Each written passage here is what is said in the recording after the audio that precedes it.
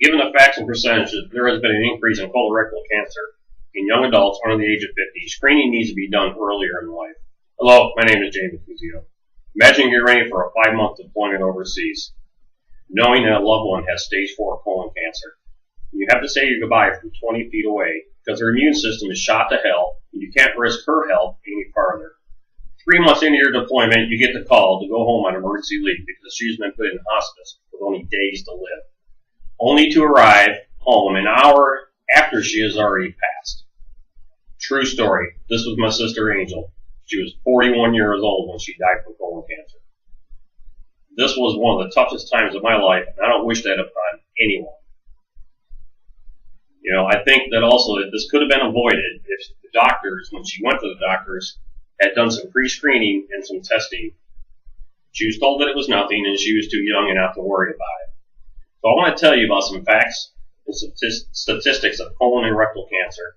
I want to tell you about some good news and some bad news, that I have found out about colon cancer. And finally, some facts and statistics specific to young adults under the age of 50. Let us begin with a few facts and some statistics from the American Cancer Society's Colorectal Facts and Figures publication. In 2014, about 137,000 people are predicted to be diagnosed with colorectal cancer in the United States, and about 50,000 of those are predicted to die from this disease. And to be honest with you, if a lot of these people had early testing or pre-screening before the age of 50, I don't think this would happen. Colorectal cancer is the third most diagnosed, the third leading cause of death among men and women alike in the United States. And roughly 5% of Americans diagnosed with cancer of the colon and rectum, those are high numbers, 5%. And then 90% of new cases and 93% of deaths occur in people 50 and older. I mean, that's not saying, those numbers aren't, that high for younger adults, but either way, too high for both. Mortality rates are 30 to 40% higher in men than they are in women. There have been large declines over the last 10 years due to detection and removal of precancerous polyps. But it could be better with early screening and pre-testing for all adults, but mainly for the younger ones. So now you have some facts and statistics about colon cancer and rectal cancer. Now let's talk about some good news, some not so good news of colorectal cancer. And as with anything in today's world, there's always good news and bad news to report. So let me tell you, colon cancer incident rates have dropped significantly over the last 10 years. Well, what do you call significant? As of January 2013, there has been a 30% decrease in mortality rates. And because of screening, there has been a decrease in deaths from colorectal cancer. But I'm going to keep saying this, it could be better. Pre-screening. 60%, over 60% of deaths from colorectal cancer could be avoided with screening, according to the American Cancer Society. And there was a study done by the American Cancer Society's Rebecca Siegel that states, overall, the rate of colorectal cancer diagnosis per 100,000 young adults rose by 1.5% a year in men and 1.6% per year in women. That sounds like a low percentage number, but it's not. This is not good news for the young population in the United States.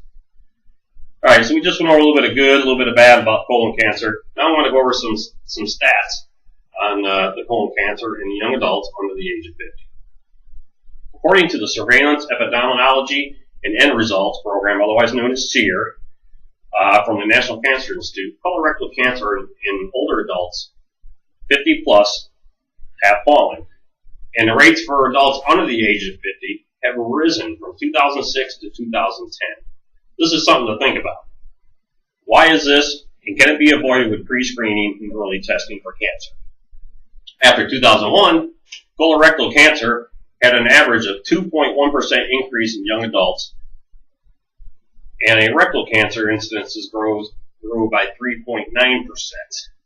And 75%, or 3 out of 4 young adults, were diagnosed in their 40s, with the average age being right at 44 years old. That's pretty young.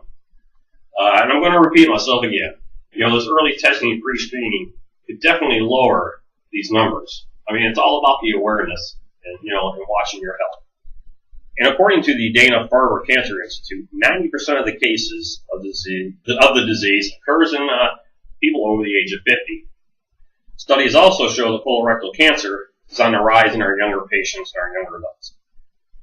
Studies also show that the disease is highly curable when found in the early stages. And again, that brings me back to the pre-screening. We need pre-screening and early testing. Alright, so we just talked about statistics of colorectal cancer in young adults. I'm going to conclude this discussion and go over some of the things we just talked about. In the last 5 minutes or so, I've given you some documented statistics, facts, and information from several cancer subject authorities. I shared some promising news, and of course some not so good news of colon cancer, and some disturbing statistics about colorectal cancer in our young adults and why this pre-screening needs to be done. I don't know about you, but I don't want another family member, another friend, or any of you on the audience to ever have to go through that. So I hope this information I've given you, this terrible disease, has opened your eyes a little bit. I want you, make sure you stay healthy, get informed, and pre-testing, pre-screening. It's a must in our young adults, not just people over 50.